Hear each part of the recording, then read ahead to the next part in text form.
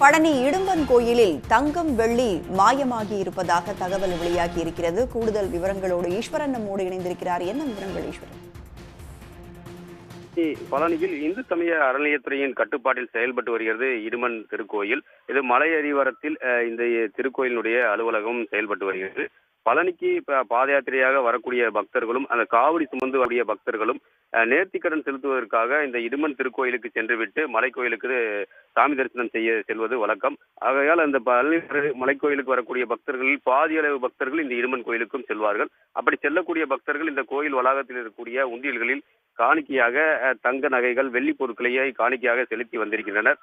இந்த பொருட்களை அனைத்துமே இங்கு செயல் அலுவலராக இருக்கக்கூடிய நபர்கள் தான் பாதுகாத்து இங்கே பொறுப்பேற்று வருகின்றனர். இந்த நிலையில் கடந்த சில மாதங்களுக்கு முன்பு இங்கு செயல் அலுவலராக இருந்த விமலா என்பவர் வேறொரு அரசு பணி கிடைத்ததால் இந்த பணியை விட்டு அந்த பணிக்கு சேர்ந்துள்ளார். தற்போது இந்த கோயிலுக்கு செயல் அலுவலராக நரசிம்மன் என்பவர் நரசிம்மன் இந்த பொறுப்பேற்க வந்தபோது இந்த கோயிலில் உள்ள நகை பதிவேட்டில் இருக்கக்கூடிய நகைக்கும் தற்போது அங்க கோயில் இருக்கக்கூடிய நகைக்கும் வித்தியாசம் இருந்திருக்கிறது. கிட்டத்தட்ட தங்கம் 142 கிராம் குறைவாகவும் வெள்ளி பொருட்கள் 52 கிராம் குறைவாகவும் இருந்திருக்கிறது.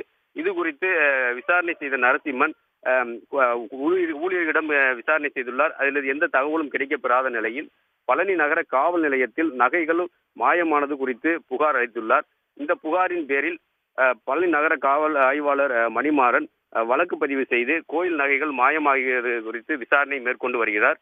கோயிலில் கிட்டத்தட்ட 150 கிராம் நகை மாயமாகி இருப்பது பரபரப்பை ஏற்படுத்தியுள்ளது. விவரங்களை பகிர்ந்து கொண்டமைக்கு நன்றி ஈஸ்வரன்.